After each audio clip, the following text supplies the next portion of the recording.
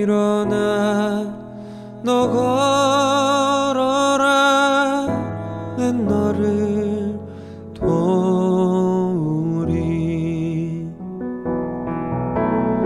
나의 등 뒤에서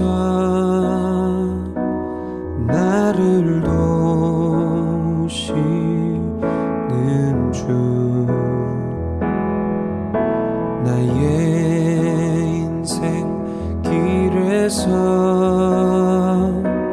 지치고 고나여 매일처럼 주저앉고 싶을 때 나를 밀어주시네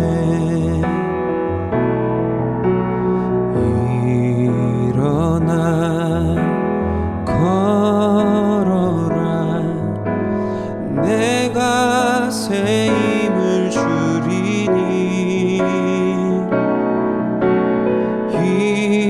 일어나 너 걸어라 내 너를 도우리 나의 등 뒤에서 나를 도우시는 주 평안히 길을 갈 때 보이지 않아도 지치고 고나여 넘어질 때면 다가와 손 내미시네 나의 등 뒤에서 나를 도우시는 주 때때로 뒤돌아보면 여전히 계신 주 잔잔한 미소로 바라보시며 나를 재촉하시네 일어나 걸어라 내가 새 힘을 주리니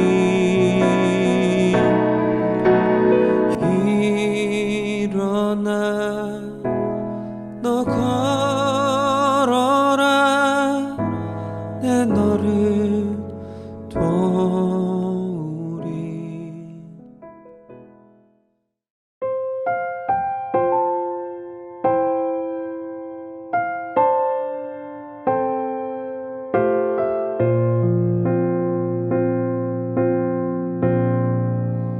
비길 수 없네 하늘의 별을 놓은 분 내 앞에 거센 파도 잠잠케 하시는 분 비길 수 없네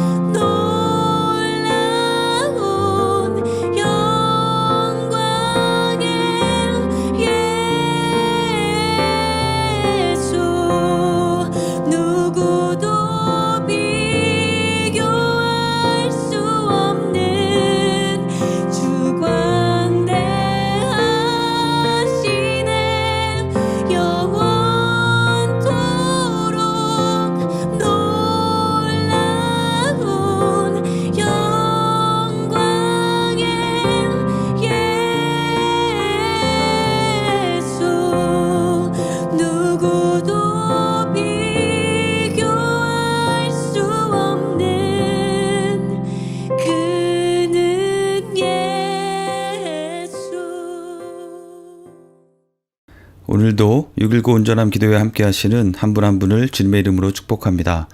오늘 묵상할 본문은 사무엘하 10장 1절에서 19절입니다.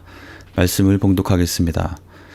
그 후에 암몬 자손의 왕이 죽고 그의 아들 한운이 대신하여 왕이 되니 다윗이 이르되 내가 나하스의 아들 한운에게 은총을 베풀되 그의 아버지가 내게 은총을 베푼 것 같이 하리라 하고 다윗이 그의 신하들을 보내 그의 아버지를 조상하라 하니라. 다윗의 신하들이 암몬 자손의 땅에 이르매 암몬 자손의 관리들이 그들의 주 한운에게 말하되 왕은 다윗이 조객을 당신에게 보낸 것이 왕의 아버지를 공경함인 줄로 여기시나이까. 다윗이 그의 신하들을 당신에게 보내 이 성을 엿보고 탐지하여 함락시키고자 함이 아니니이까 하니 이에 한운이 다윗의 신하들을 잡아 그들의 수염 절반을 깎고 그들의 의복에 중동 볼기까지 자르고 돌려보내매 사람들이 이 일을 다윗에게 알리니라. 그 사람들이 크게 부끄러워하므로 왕이 그들을 맞으러 보내 이르기를 너희는 수염이 자라기까지 여리고에서 머물다가 돌아오라 하니라. 암몬 자손들이 자기들이 다윗에게 미움이 된 줄 알고 암몬 자손들이 사람을 보내 벳르홉 아람 사람과 소바 아람 사람의 보병 2만 명과 마아가 왕과 그의 사람 1,000명과 돕 사람 12,000명을 고용한지라. 다윗이 듣고 요압과 용사의 온 무리를 보내매 암몬 자손은 나와서 성문 어귀에 진을 쳤고 소바와 르홉 아람 사람과 돕과 마아가 사람들은 따로 들에 있더라. 요압이 자기와 맞서 앞뒤에 친 적진을 보고 이스라엘의 선발한 자 중에서 또 엄선하여 아람 사람과 싸우려고 진치고 그 백성의 남은 자를 그 아우 아비새의 수하에 맡겨 암몬 자손과 싸우려고 진치게 하고 이르되 만일 아람 사람이 나보다 강하면 내가 나를 돕고 만일 암몬 자손이 너보다 강하면 내가 가서 너를 도우리라. 너는 담대하라. 우리가 우리 백성과 우리 하나님의 성읍들을 위하여 담대히 하자. 여호와께서 선히 여기시는 대로 행하시기를 원하노라 하고 요압과 그와 함께한 백성이 아람 사람을 대항하여 싸우려고 나아가니 그들이 그 앞에서 도망하고 암몬 자손은 아람 사람이 도망함을 보고 그들도 아비새 앞에서 도망하여 성읍으로 들어간지라. 요압이 암몬 자손을 떠나 예루살렘으로 돌아가니라. 아람 사람이 자기가 이스라엘 앞에서 패하였음을 보고 다 모임에 하다데셀이 사람을 보내 강 건너쪽에 있는 아람 사람들을 불러내매 그들이 헬람에 이르니 하다데셀의 군사령관 소박이 그들을 거느린지라. 어떤 사람이 다윗에게 알림해 그가 온 이스라엘을 모으고 요단을 건너 헬람에 이르매 아람 사람들이 다윗을 향하여 진을 치고 더불어 싸우더니 아람 사람이 이스라엘 앞에서 도망한지라. 다윗이 아람 병거 700대와 마병 4만 명을 죽이고 또 군사령관 소박을 치매 거기서 죽으니라. 하다데셀에게 속한 왕들이 자기가 이스라엘 앞에서 패함을 보고 이스라엘과 화친하고 섬기니 그러므로 아람 사람들이 두려워하여 다시는 암몬 자손을 돕지 아니하니라. 아멘. 다윗이 이스라엘 전체의 왕이 되고 언약궤를 예루살렘으로 가져오고 이제 하나님의 언약을 받아서 안정적인 왕권을 확립한 후에 이어진 주변 국가들과의 전쟁의 이야기가 사무엘하 8장부터 이어지고 있습니다. 그 중에서 오늘 본문에는 두 번의 전쟁이 기록되어 있는데요. 첫 번째는 1절에서 14절에 기록된 암몬 왕 한운과의 전쟁이고 두 번째는 15절에서 19절에 기록된 아람의 하닷에셀과의 전쟁입니다. 모두 이스라엘이 크게 승리하고 암몬과 아람 군대는 참패를 당하게 되었습니다. 그런데 이 첫 번째 전쟁은 암몬의 입장에서 보면 피할 수 있었던 가만히만 있었어도 일어나지 않았을 그런 전쟁이었습니다. 특히 8장에서부터 다윗이 주변 국가들과의 전쟁에서 승리하고 또 그들이 다윗에게 조공을 바치게 되는 즉 전쟁을 통해서 적들을 복속시키는 그런 양상을 기록해 가다가 9장에서는 다윗이 자신의 대적이 될 수 있는 세력에 대해서 은혜와 호의를 베푼 것에 대해서 기록하고 있는 흐름을 기억할 필요가 있겠습니다. 다윗에게는 이스라엘 내의 대적이 되었던 사울과 이스보셋의 집안 사람들 중에서 요나단의 아들 무비보셋에 대해서 그를 선대하고 왕자처럼 대우해 주었습니다. 다윗과 요나단의 관계를 기억해서 그에게 은총을 베푼 것이었습니다. 오늘 본문 10장도 다윗이 암몬에 대해서 호의를 베푸는 장면으로 시작이 됩니다. 암몬의 왕 나하스가 죽고 그의 아들 한운이 왕이 되었을 때 다윗은 그에게도 은총을 베풀려고 호의를 베풀려고 했습니다. 2절에 보면 죽은 나하스 왕이 생전에 다윗에게 호의를 베풀었던 것을 기억하고 그렇게 했다고 기록합니다. 암몬의 나하스 왕이 다윗에게 어떤 호의를 베풀었는지 성경에 구체적으로 기록되어 있지는 않지만 사무엘상 11장에 보면 사울이 왕이 되어서 암몬의 나하스와의 전투에서 크게 승리했던 것을 비추어 볼 때 이 나하스는 사울 왕에 대한 적대감이 높았을 것이고 그래서 자신의 적인 사울 왕이 적으로 여기면서 죽이려고 하는 다윗에 대해서 적의 적은 나의 편이 되는 그 원리에 의해서 다윗이 사울에게 쫓겨 도피 생활을 할 때 어떤 도움을 주었던 것으로 추정해 볼 수 있겠습니다.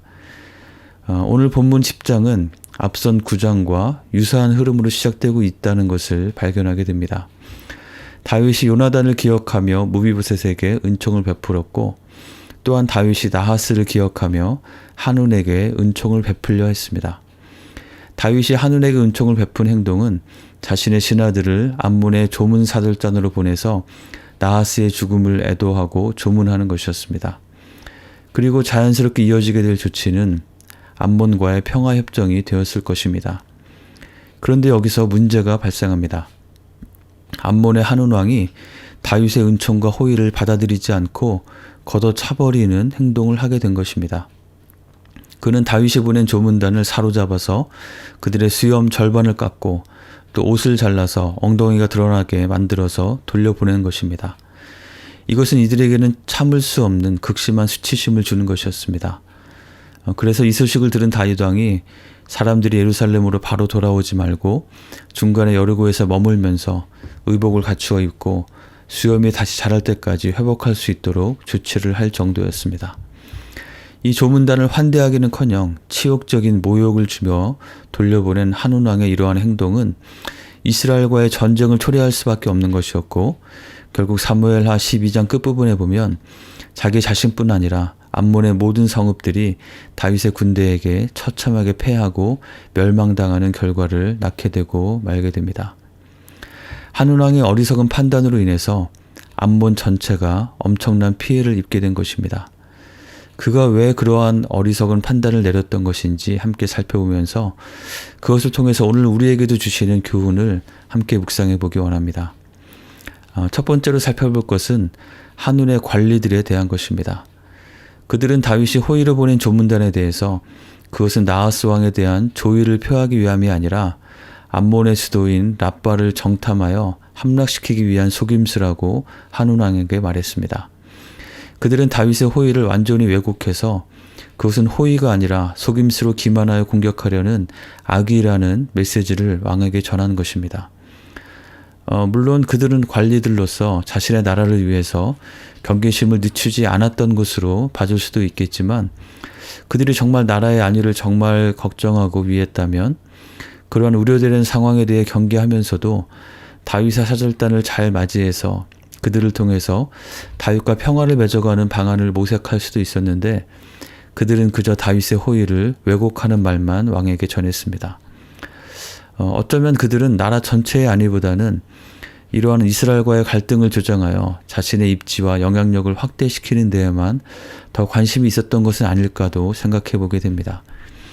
분명한 것은 그들이 전한 그런 말들 때문에 한운 왕이 어리석은 판단을 하게 되었다는 것입니다. 여기서 우리는 우리가 하는 말에 대해서 과연 나는 어떤 영향을 주는 말들을 전하고 있는지 돌아볼 필요가 있겠습니다. 내가 전하는 말은 오해를 불식시키고 화평을 만들고 관계 회복에 도움을 주는 말들인가? 아니면 혹시라도 나의 어떤 자의적인 판단을 전하면서 그것으로 인해서 어떤 관계가 깨지거나 더 망가지게 되도록 악화되도록 영향을 주는 말인 아닌가 하는 것입니다. 잠언 15장은 우리가 하는 말에 대해서 교훈합니다. 부드럽고 지혜 있는 말은 분노를 쉬게 하고 생명나무와 같이 생명을 주는 바른 지식을 전해주는 반면에 함부로 하는 과격하고 미련한 말은 노를 더 격동시키고 마음을 상하게 만든다고 말씀합니다. 또한 잠언 11장과 20장은 두루 다니며 한담하는 자들을 경계하고 있고 또 이사야 58장 9절은 우리 가운데 멍해와 손가락질과 허망한 말을 제하여 버릴 때 우리를 통해서 하나님께서 놀라운 회복의 새 역사를 이루실 것을 약속하고 있습니다. 사랑하는 성도 여러분, 여러분의 말을 통해 주변에 어떤 영향력이 미쳐지는 삶을 살기 원하시나요? 부정적인 말, 비판과 험담의 말, 호의를 의심하고 악의로 왜곡하는 말, 갈등을 조장하고 부추기는 말을 전하는 것이 아니라 지혜롭게 분별하여 살리는 말, 생명의 말, 화해와 관계 회복의 말, 그리고 축복의 말을 전하는 우리 모두가 될 수 있기를 주님의 이름으로 축복합니다. 두 번째로 살펴볼 것은 한운 왕의 판단에 대한 것입니다. 오늘 본문에는 다윗의 사절단에 대해 부정적인 의견을 말한 관리들에 대해서만 기록되어 있지만 비록 아주 소수의 의견일지라도 다윗의 호의 그대로 받아들이지 않은 의견을 말한 관리들도 있지 않았을까 생각해 봅니다. 다윗의 사절단을 스파이 정탐꾼으로 의심해야 할 어떤 결정적인 증거가 있는 것이 아니었기 때문에 모두가 다 한 목소리로 그들을 의심하며 배척해야 한다고 말하지는 않았을 것이기 때문입니다. 다윗의 호의를 왜곡하는 목소리를 듣고 그에 따라 판단한 것은 전적으로 한운 왕의 어리석은 판단과 선택이었던 것입니다. 그는 왜 그렇게 판단하게 되었을까요? 우선은 관리들이 그에게 말한 부정적인 생각과 의심을 그대로 받아들였기 때문일 것입니다. 우리는 어떤 일에 대해서, 어떤 상황에 대해서 우리가 어떻게 반응하고 어떻게 판단할지를 결정하는 데 있어서 과연 나는 지금 어떤 목소리에 의해서 영향을 받고 있는지 스스로 잘 살펴볼 수 있어야 합니다. 나는 누구의 말을 듣고 있는 것인지에 대해서 생각해보고 점검해 보아야 하는 것입니다. 누군가가 전해준 부정적인 메시지를 그대로 받아들이고 있지는 않은지, 세상의 가치관과 흐름을 무분별하게 따르고 있는 것은 아닌지, 나의 욕심이나 정욕을 그저 본능적으로 따르고 있는 것은 아닌지, 아니면 정말 하나님의 선하시고 기뻐하시고 온전하신 뜻을 분별하여 또 그것을 우리에게 알려주시고 그렇게 살고자 하는 마음을 불어넣어 주시는 그 성령의 음성을 듣고 따르고 있는지 우리는 순간순간 우리를 스스로를 살펴보고 점검해 보아야 하겠습니다. 그리고 한운 왕의 상황을 좀 더 생각해 볼 때 그에게는 상당한 불안함과 두려움이 그의 안에 있었을 것으로 보입니다.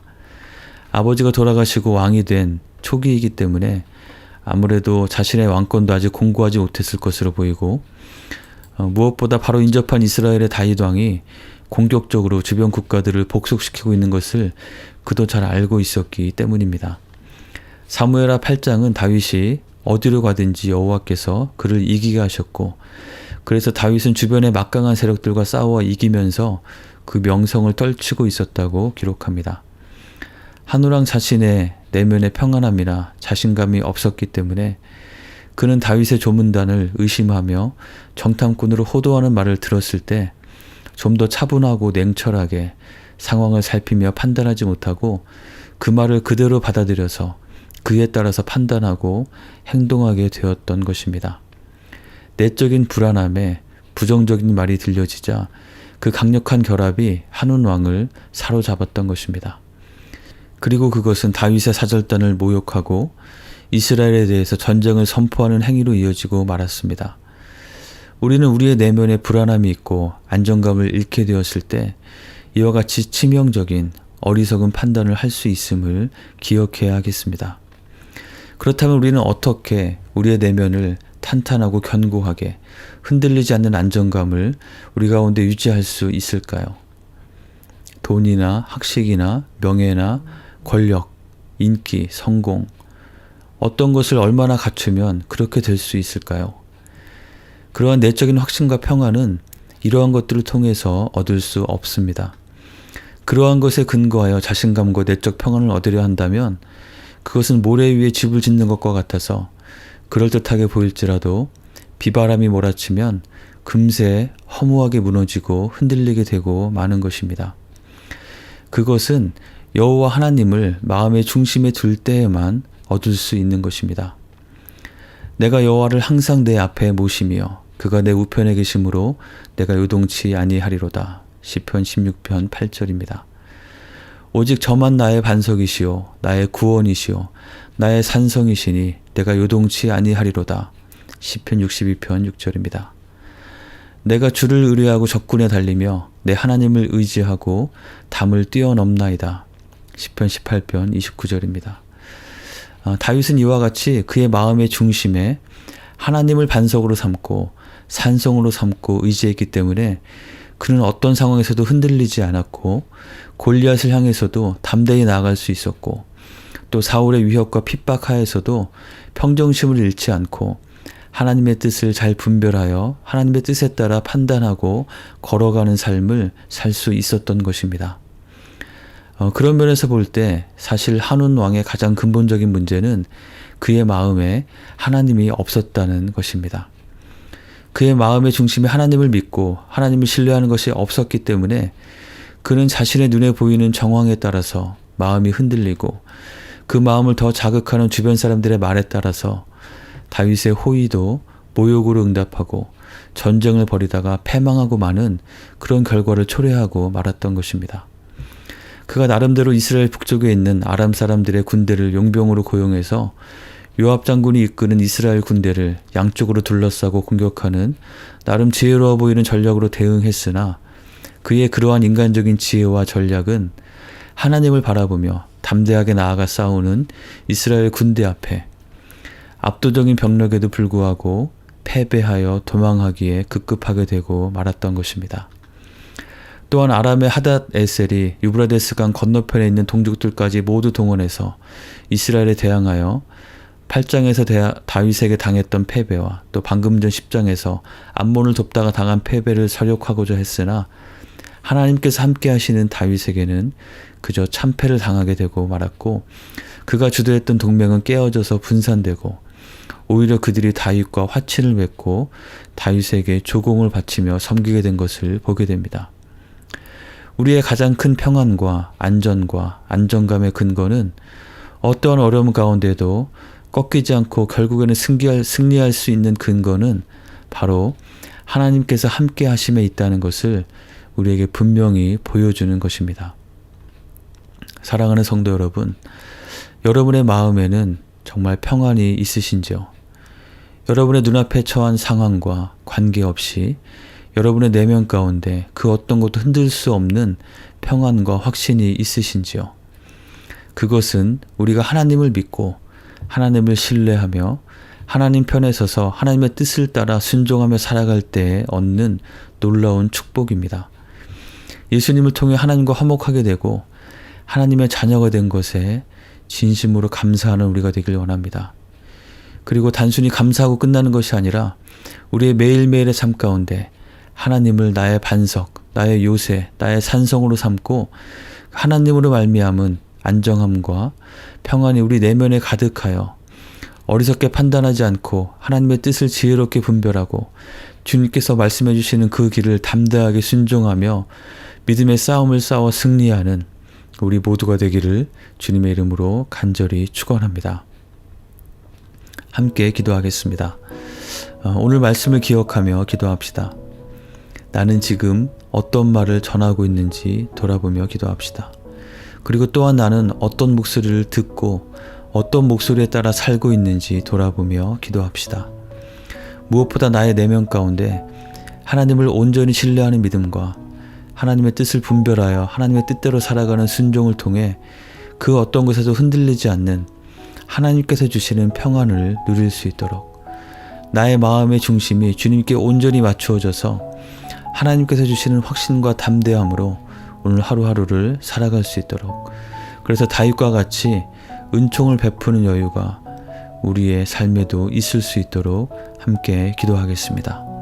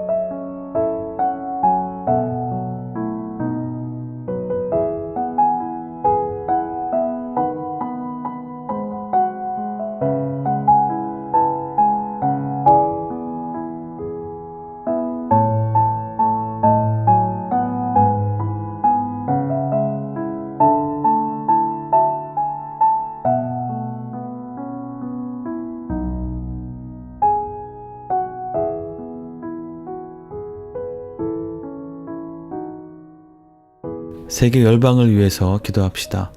지진 피해를 입은 시리아, 튀르키예 지역을 위해서 기도하기 원합니다.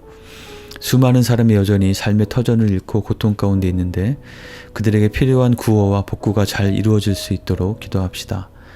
또한 5월 14일에 있는 튀르키예 총선을 통해서 그곳 가운데 복음의 진전이 더 활발히 일어날 수 있는 여건이 만들어질 수 있도록 하나님의 개입하심을 구하며 기도합시다. 또한 아직 전쟁 중인 우크라이나와 또 각 목장에서 동역하고 있는 선교지의 선교사님들과 현지교회 성도들을 위해서도 기도해 주시기 바랍니다.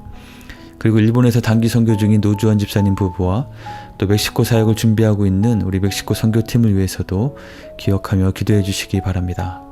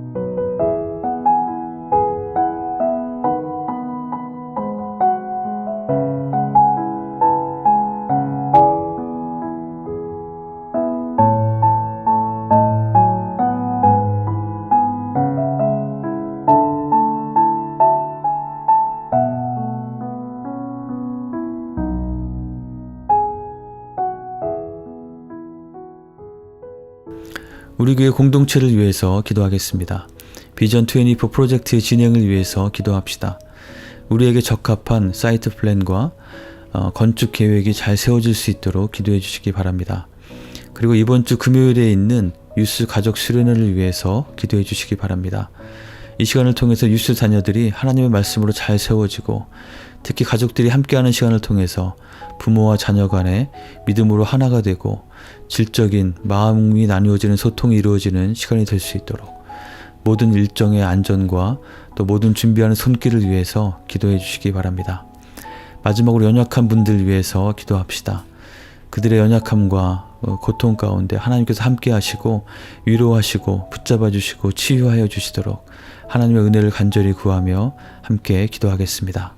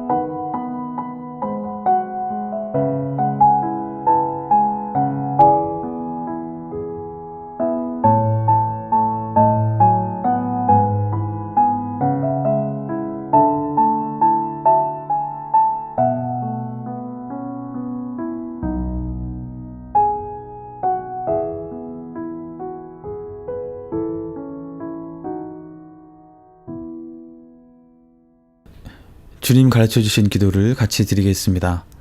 하늘에 계신 우리 아버지여, 이름이 거룩히 여김을 받으시오며 나라가 임하시오며 뜻이 하늘에서 이루어진 것 같이 땅에서도 이루어지이다. 오늘 우리에게 일용할 양식을 주시옵고 우리가 우리에게 죄 지은 자를 사하여 준 것 같이 우리의 죄를 사하여 주시옵고 우리를 시험에 들게 하지 마시옵고 다만 악에서 구하시옵소서. 나라와 권사와 영광이 아버지께 영원히 있사옵나이다. 아멘.